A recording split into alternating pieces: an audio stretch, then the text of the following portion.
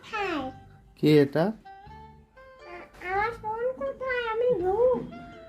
তোমার ফোন তো আমি জানি না ভূত। ঝন্ডি বলো না হলে মেরা ফেলবো। বলবো না, বলবো না। ভূত ছেড়ে দাও আমাকে। পটি ভূত, এরাও পটি ভূত, পটি খেয়ে নাও।